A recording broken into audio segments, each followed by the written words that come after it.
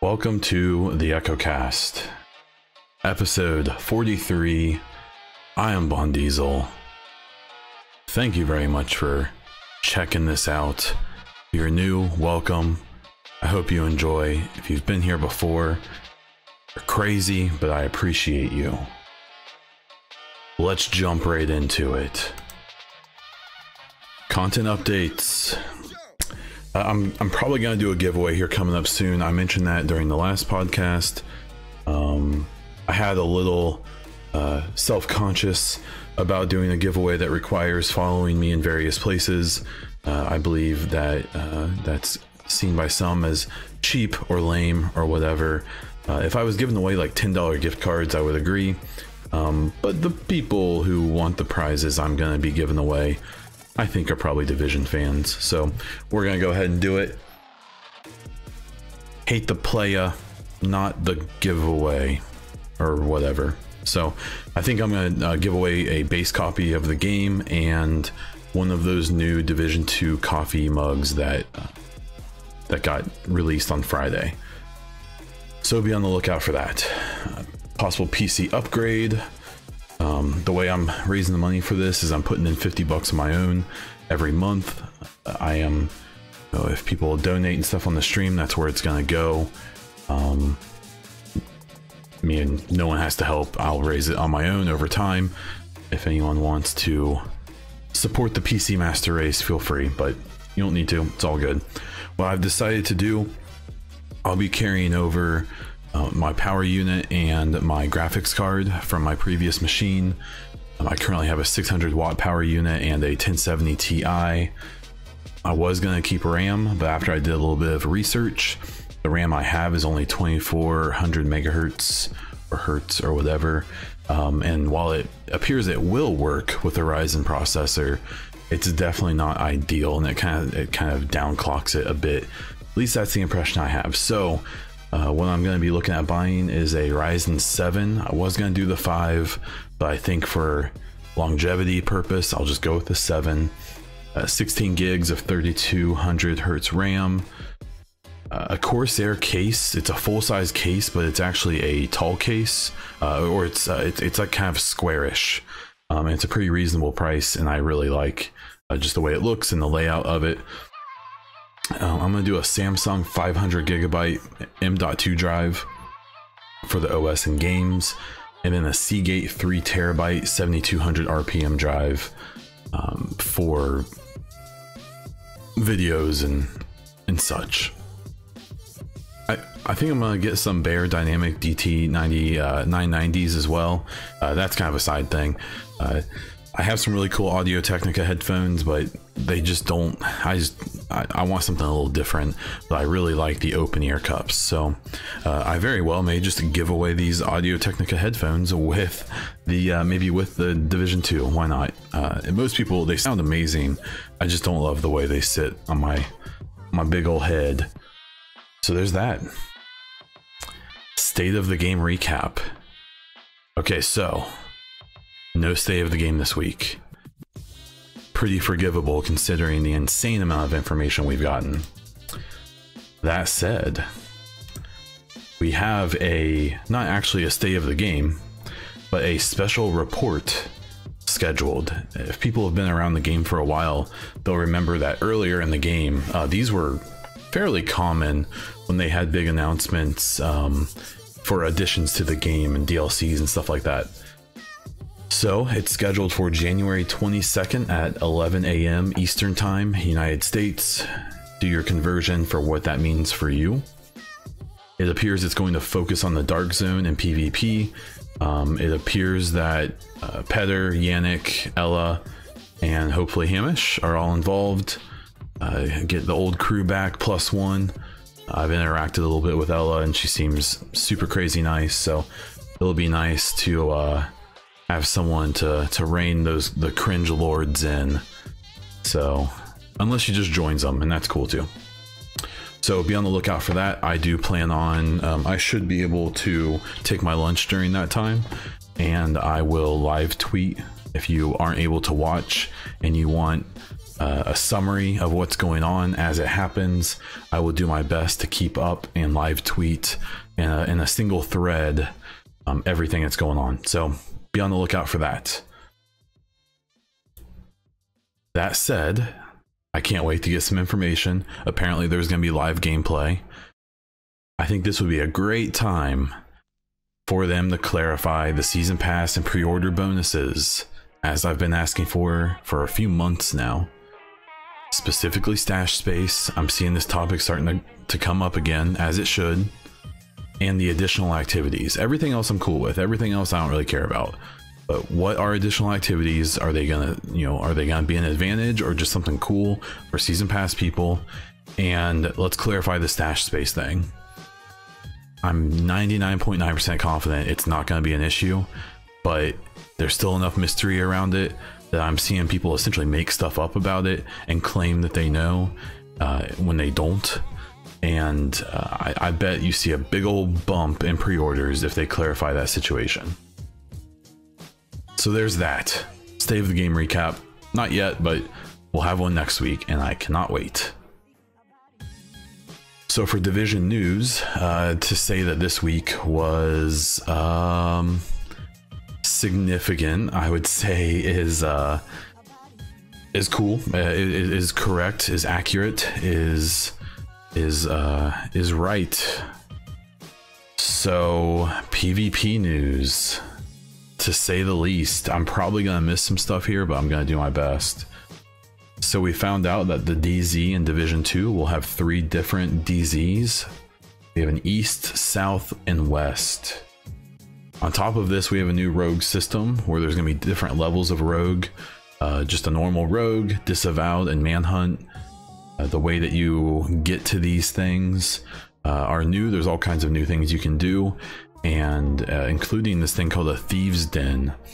So the first level of rogue is essentially committing an illegal action that doesn't involve killing someone.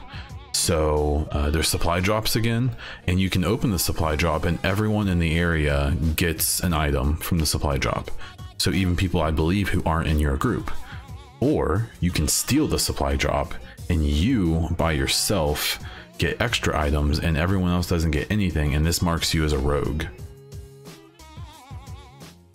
This level of rogue just has a timer. It looked like it was 90 seconds from the footage I saw, but that may change. And so people can attack you at this point, but it's limited, right? So there's different actions that you can get this from. There's little stations you can activate. You can steal the supply drops. If another player dies, you can steal their loot, and that puts you in this because you stole something but you didn't kill them, right? When you kill someone, you become a disavowed rogue, and this is where your status does not go away on a timer anymore, from what I could tell.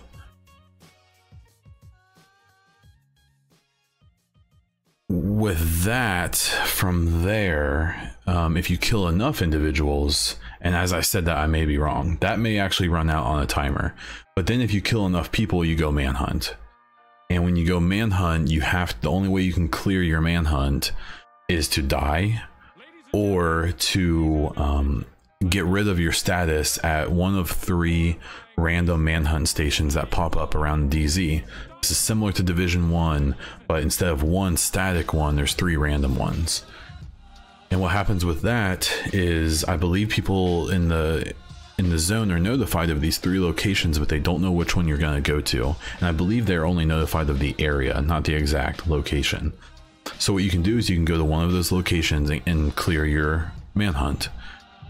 But if you want more rewards, you can actually go to 1 or 2 of them, deactivate them, and not clear your manhunt, and then go to one of the remaining ones, or the only remaining one, clear your manhunt there, and actually get way more rewards.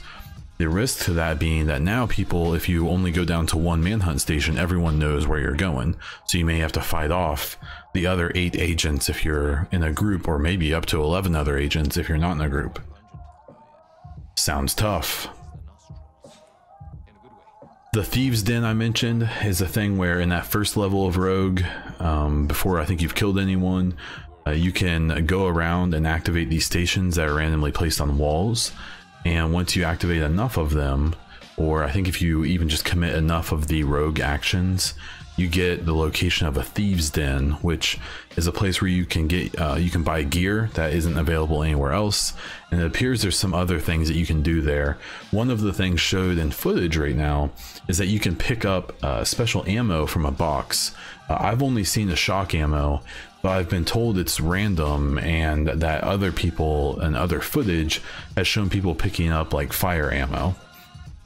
It appears it was only 30 rounds, and this has caused a bit of a bit of a upset in the community, and I get it. For me, it's one of those things where I'm going to assume there's more to this story, there's more to this mechanic, there's stuff that hasn't been balanced or finalized, and I would go out on a limb and guess that it won't be this simple.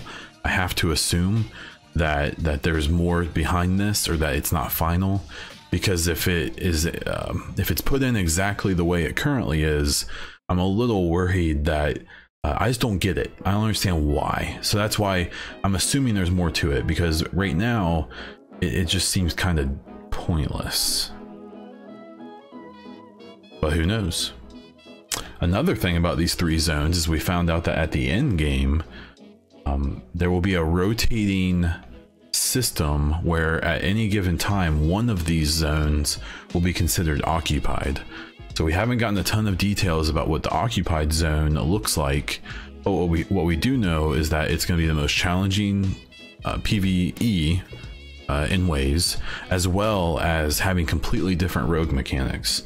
So the regular DZ in Division 2 will have a Rogue 2.0-ish system. It seems like it's evolved a little bit, and like I was saying, there's a bunch of different mechanics that go along with it. The occupied zone will literally have no rogue system, and it's the way I interpreted it is it's essentially a free-for-all. Friendly fire, everything. Everyone can kill everyone. There's no rogue statuses. If you see someone, you kill them. Or you can choose not to, but you're always at that risk. I'm not sure what this means for teams. I'm not sure if you go in with 2 of your buddies, if technically you could kill each other. I have a feeling that is what it means, and that's super cool, in my opinion. So you have the idea that you could go in with 2 of your buddies, and if while you're farming, one of your buddies picks up a gun that you really wanted, you play it cool. You guys go to the extract, you call in the chopper, and as he's going to put that thing on the rope and send it out, you can just murder him for it and take it. So if that's how this occupied zone works, I'm really excited. I think right now we're in a situation where we've heard that the PvE end game activities are going to be the focus in a lot of ways. So if people just want to do that, it sounds like they're going to have a ton to do. If people want to delve into the dark zone but aren't really super hardcore into it, or they really just want to farm or whatever, the 2 normal DZs are going to be great for them. And then it sounds like the people who miss Rogue 1.0 and those type of mechanics, who don't want these new turrets that defend the checkpoints, that those who don't want to deal with a bunch of these these mechanics that they may not think are good, well, they can go to the occupied zone. There's always going to be one up, and they can go there and they can just murder to their heart's delight. So it sounds cool. I'm really interested in this. I think this is showing that in a lot of ways they've listened to the community very well, and I am excited to see where they go with it. So that's the summary. I think there's a lot more details than that, especially about the specific zones themselves. The east zone, I believe, is the biggest one. I think the west zone is second biggest, and the south zone looks relatively small from what I could see. If you put them all 3 together and smashed them, I imagine they're around the same size as the entire original DZ before they added the northern area. They did say that the player count has dropped to 12 from 24. I've seen some saltiness about that, and the thing I think people need to realize is, say each DZ zone is 1/3 the size of the original DZ. So say that they're each the size of DZ 1 and 2. So that would mean that they've reduced the amount of player space to 1/3, but they've only reduced the players by half. So what that means is that the actual density of players per DZ is significantly higher. And I truly believe that now you're going to run into people nearly constantly, especially if you pay attention to the map and you want to run into them. We got a little bit of lore. There's this thing called DC-62, the yellow stuff that we've seen everywhere on the trailers and concept art. It appears it was supposed to be some kind of chemical to stop the spread of the disease while it was still happening. It turns out it didn't do its job, and in fact, it sounds like it made things way worse and was just as, if not more toxic than the actual disease going around. I have a very strong suspicion we're going to have some conspiracy theories with this, and we may find out that maybe the implementation of this stuff was more nefarious than it sounds right now. I'm under the impression that this stuff was mostly used in the West DZ, and that's why it was shut down. I'm not really sure if it was used in the East and South, and that's part of, I kind of have gotten some scattered thoughts from watching all these videos. My brain just feels completely overwhelmed at this point, but that's some of the lore it sounds like we're getting. So the conflict mode is the next thing. So we're moving on from the DZ to conflict. So I'm really excited about this, and I'll explain why here. So conflict is this purpose-built PvP mode. So think skirmish or last stand. In fact, skirmish is being carried over, as well as a mode called domination. So they're two separate modes. Domination essentially looks like optimized last stand. So it's got 3 points that you need to control to gain points, and whoever hits a certain limit, or if there's a time limit, I couldn't really tell, the team with the most points wins, right? So with the domination, it seems like it's last stand-ish, but the maps are smaller. Instead of capturing 3 individual points, there's actually just one supply drop thing to catch in each, or to capture. And you're essentially fighting with 4 other agents for these 3 zones. So with this and with skirmish, it appears skirmish is essentially the same mode as before. There's a score you need to hit by getting kills. It's a death match essentially, with, you know, where you kill so many and you hit that point and you win. With both of them, the big thing about this is that the maps that you play on are actually set outside of the player area from the regular game.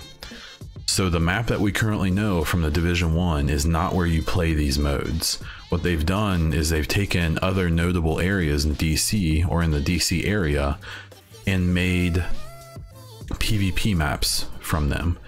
And what's so important about this is that in the Division 1, skirmish and last stand were based on existing map areas that weren't necessarily exactly designed just for PvP. So they weren't necessarily optimized just for PvP. They weren't balanced. They weren't maybe even equal. You know, like they weren't, you know.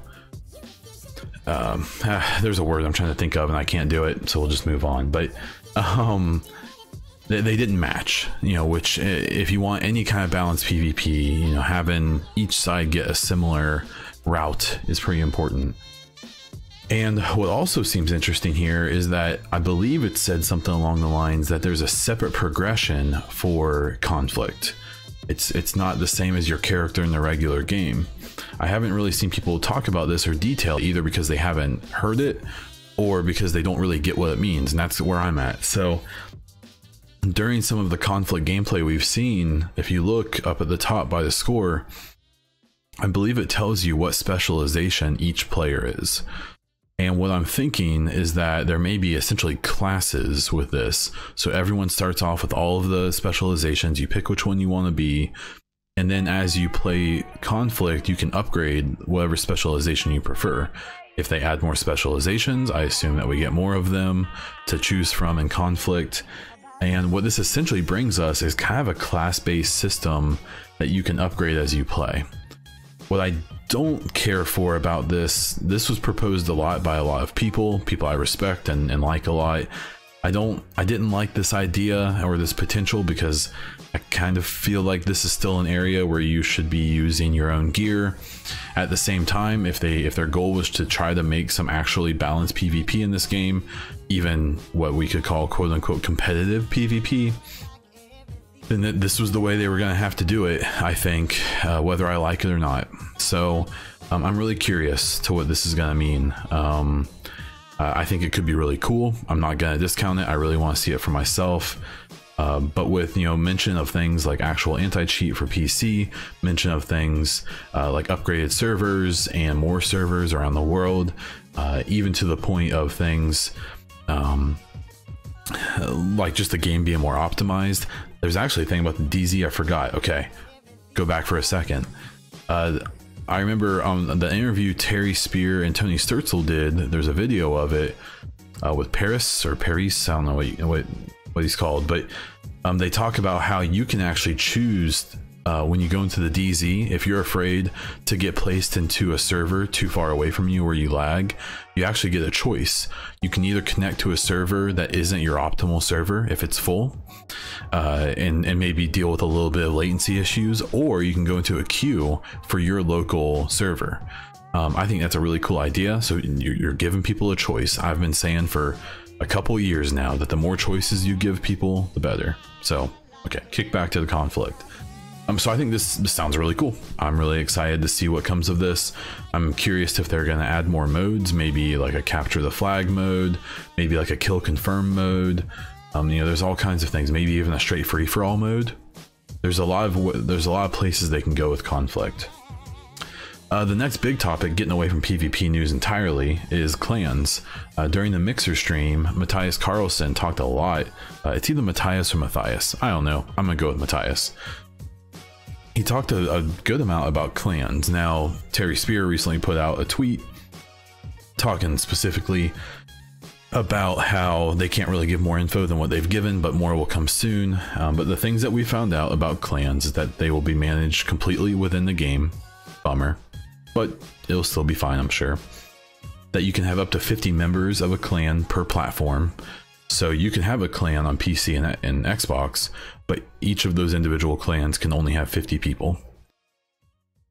And there's a dedicated area. I believe they mentioned something about that for the clans. I don't really know what that means, but I'm sure we'll get clarification. And it sounds like there's going to be, you know, like rewards for being in the clan that are passive and purposeful. I mentioned a while ago that I thought the clans might be kind of like the Destiny 2 clans. And that kind of sounds true to a point. I know a lot of people don't like the clan system in Destiny 2, so I hope a lot of those weaknesses that people don't care for maybe get you know, figured out, but we'll have to see. Yeah, the clans are cool. I'm really excited for that. I've kind of decided I'm probably just going to open up my clan to whoever wants to join. As long as people stay active, I'll keep them in there. If there's friends who want to be in there, that's fine. The biggest issue I know for me is that a lot of the people I interact with are probably going to want their own clans, which I understand. And with me, rather than being pulled in 15 different directions to join all these different people's clans, I'm probably just going to do my own, and whoever wants to be in there can be in there. The last thing was skills. Marco did a video specifically on skills, and it seems like there were a few that he wasn't able to touch at all, like the Firefly. There were a bunch that we've already talked about and seen, so I'm probably going to ignore those. But there are some skills like the shield. We saw that there's a shield very much like the one we currently have that can only be used with a pistol. We also saw that there's a new shield that only covers about 2/3 of your body, but it has a rack. It has a area to place your primary weapon, so your AR, your shotgun, or your SMG. Apparently LMGs don't work, or at least they didn't in this build they played. And it doesn't take as much damage, and it still exposes your head, but it does allow you to tank a decent number of rounds and still be able to do your full normal AR damage or whatever primary you're using. We got to see the mortar turret or whatever. I don't remember exactly its name. The artillery turret, I think. and it looks interesting. You deploy it, you select an area for it to attack, and it attacks it. We saw some of, I believe, the healing skills of the Seeker Mine and the Hive. The Hive healing thing just looks weird. It's the little robots that fly out, and they're green, and they have like a green glow, and they hit you and heal you or repair your armor. And it just looks odd. So I'm wondering if that was finalized or not. It's almost like too big is kind of what I felt from it. But you know, maybe it's just the quality of the videos or whatever. So, but it appears to be filling that support station role that it's taken over in a different way, which I don't think is a bad thing. We also saw the Seeker Mine, which I believe is one of the specializations exclusive mod for the Seeker that goes around and heals yourself and your allies. So the skills look cool. You know, Marco's comment in his video, which I highly suggest going and checking out, is that it's interesting because a big issue with the Division 1 is people got mad about the fire and forget skills. So the Airburst Seeker Mine during that meta, even the turrets and things like that. Well, now it seems like, you know, some people are upset about these skills that are not fire and forget. You have to target them and stuff like that. And so it kind of feels like a damned if you do, don't kind of a situation. So I'm kind of curious to how these skills work out, to which ones are popular. We did see in a bunch of this footage a return of the Pulse. It has a few different modes. They seem kind of interesting. There seems like one is kind of like an EMP. One is like the Pulse we know of today, but it doesn't provide extra damage. It literally just provides locations of enemies. And I can't remember the other one off the top of my head, but they seem cool. I'm interested in them, and I am curious to what we get. So that's what I'm going to cover there. If you're listening to this, I do plan on making a video probably today or tonight, detailing all of the information I can think of as quickly as possible, because I think a lot of people are overwhelmed, as I know I am. I'm going to work on that for the next few hours to try to figure out a way to give as much of this information as quickly as we can. So be on the lookout for that if you're interested. When it comes to the speculation discussion, I'm not going to speculate right now. I'm just going to jump right into some community topics I've seen. One that's cropping back up due to some videos and due to some people is the movement in the Division 2 again. I'm going to reference again. I actually haven't, I believe Lieutenant Buzz Lightyear talked a little bit about it, didn't seem upset by it. Marco talked a little bit about it. He said that it feels somewhere between Wildlands and Division 1, leaning towards Wildlands. So I made a whole video on this that was relatively popular, for my numbers at least. Kind of explaining why I think I understand why people think that it feels the same, but how I think they're wrong. But that's only my opinion.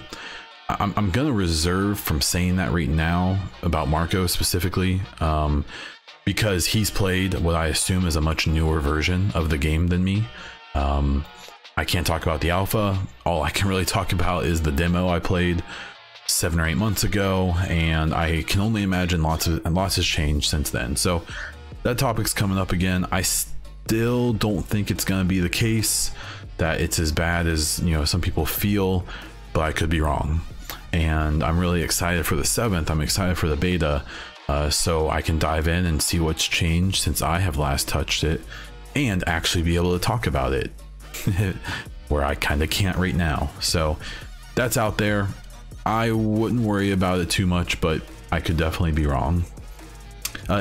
In his video, and a topic for a while people have talked about, I think ever since they talked about the new rifle class and just some of the mechanic changes with guns in general, is the scope mechanics with Division 2. So if you have a scope, I believe if it's over a certain magnification on your gun, when you pull the left trigger to aim, it goes straight into a scoped first-person mode. So there's been a lot of displeasure put out with this because of how kind of ineffective the scope mode is, especially on console. And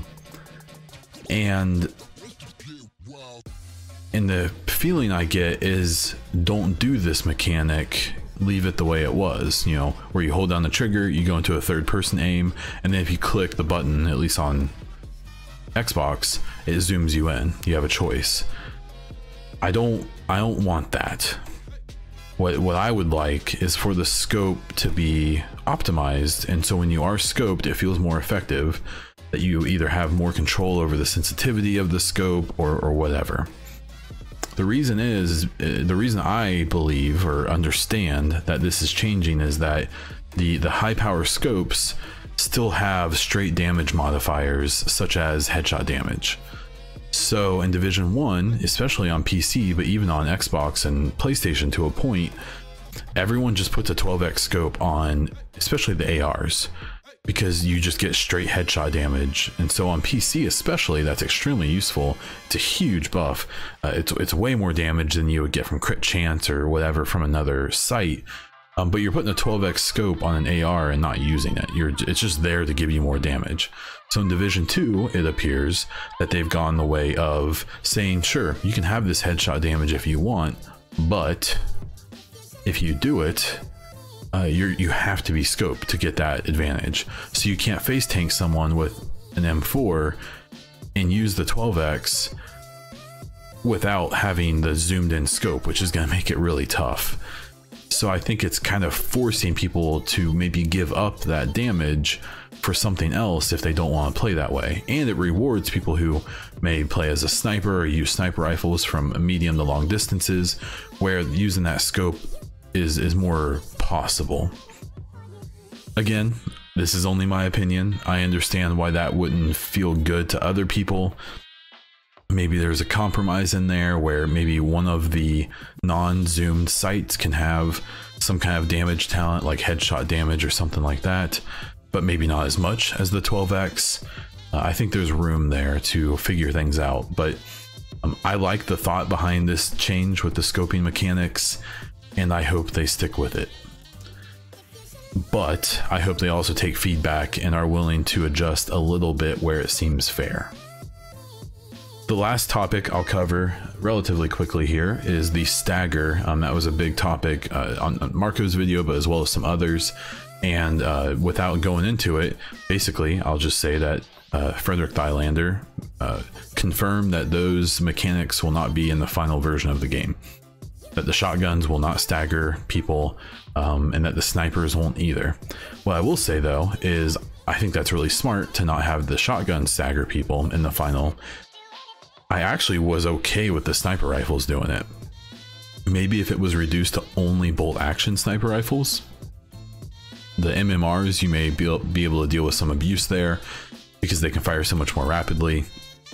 If you fire an MMR and stagger someone, you can immediately follow up that shot. And from the footage I've seen, guns like the M1A, the SOCOM M1A or First Wave M1A are extremely powerful. So if you stagger someone with the first shot, you can drop 2 or 3 more shots on them before their stagger's over, and that wouldn't feel great.